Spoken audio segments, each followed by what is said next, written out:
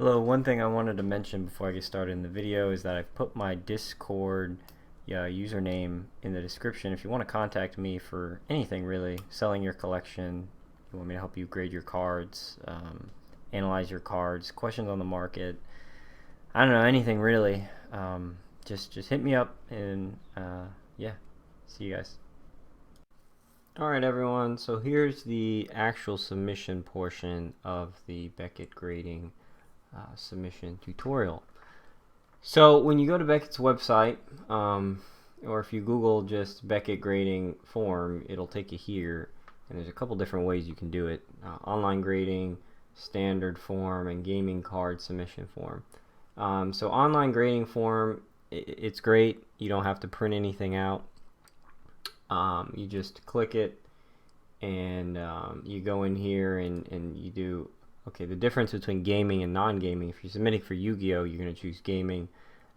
Sports cards and stuff is non-gaming, so Pokemon and Magic would also be gaming. And you select your shipping type, obviously, and declared value. So whenever you're declaring your value of your cards, make sure you actually use the value, because if your cards get lost and you've cheaped out and you've only valued it at $50, man, you're only going to get $50 back, and that sucks. And then you leave these fields blank usually. So let's just see if we have $400 service term. Oh, gaming. So yeah, it's pretty self-explanatory. I'm sorry. You just choose whatever submission type you want. 2-day, there's 5-day, 20-day, and 60-day, or non-guaranteed. I would never ever go non-guaranteed.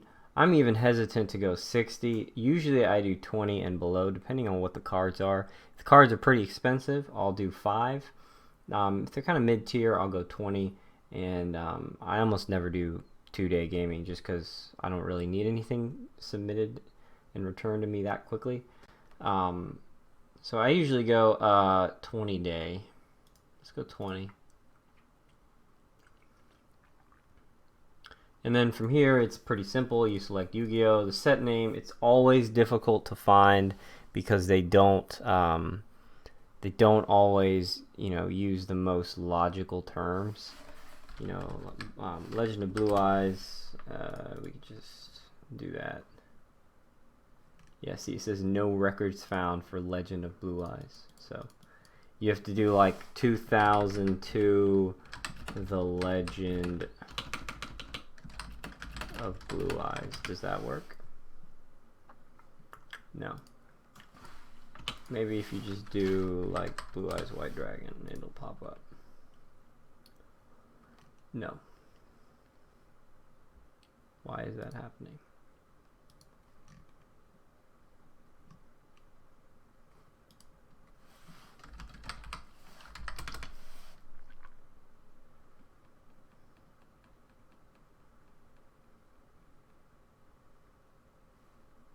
So here you go.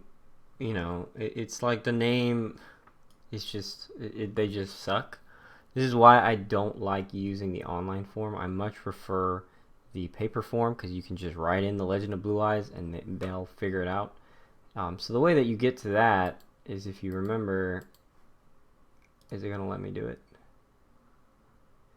Well, actually at the top here it says, my God, download gaming submission form. So if you do that and you do it by paper, this will this is the sports one, because it says sport here. So this is the wrong one.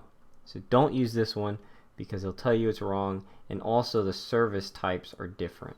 So you want to go gaming submission. See? And then you say gaming card submission form. And it'll take you to this. And then it'll say gaming instead of sport, right? And also the turnaround times are different. You can see the prices they're pretty expensive. Whenever you're doing this, please don't ever hit no subgrades. Pay the extra money to get the subgrades on the card. Just do it. just do it. There's no reason to submit with BGS if you're not getting subgrades, really. So put the subgrades on there. It makes the card more appealing. It's, you know, especially for higher end cards, you know, collectors want to have all the information they can. So definitely put subgrades on, which means you select this top level. If you're doing a bulk submission, 100 plus cards, you're going to save some money, but generally most people don't. So, you know, choose 5-day or 20 days. If it's your first time going with Beckett, I would recommend doing 5-day just to kind of, you know, get your cards back quicker. It doesn't kind of worry you. I mean, because it is worrying. You know, you send out thousands of dollars of cards sometimes to this unknown entity, so you want to get your cards back quicker. So go ahead and try a 5-day just to kind of, you know, get a feel for the process and stuff like that. So you'll fill this out. You'll write Yu-Gi-Oh! Quantity 1, you know, whatever, 2002, Legend of Blue Eyes 001, Blue Eyes White Dragon, declared value, I don't know, $1,200. Fill this in, obviously. And then you just follow these steps here, you know, total number of cards, obviously. Grading fee per card, it's whatever you check here. So if you want like 5-day subs, with subs, it's $50 a card. So you write 50 and then multiply by 2 by 1. So if you have 10 cards by 50, you have $500. Oversized items surcharge, don't know anything about that. Return insurance, see table, which is here. So it's how you want to get your cards shipped, right? So this is like if you have 45 cards, you're going to use $50 for 2-day, $50 for 2-day service, if that makes sense. So then you write $50. That might be the wrong one. Oh, that's return postage. So that's actually return postage. Insurance fees is down here. So if your declared value is $3,000, you're going to want to use an insurance fee of $36.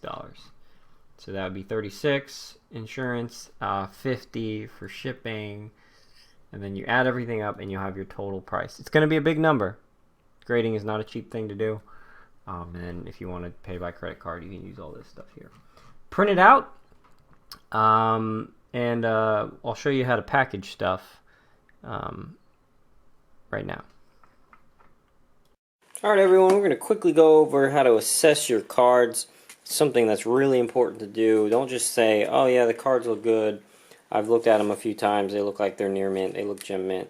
Especially if you're grading for the first time, you might get some disappointing grades just because you're not analyzing your cards correctly or thoroughly enough. So we've got just 2 examples here to show you. One I think is very good and the other I think is not very good. So submitting with BGS, you've got 4 different subgrade categories. You know, hello? Come on.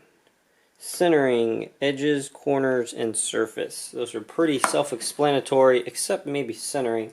Centering is how the card is centered. You know, this black border here, you know, is it even throughout? For example, if you look at this Exodia piece, you see the black border around. My God, are we going to ever focus on anything? You know, that would be nice. You see the black border around the card. It's not even at all.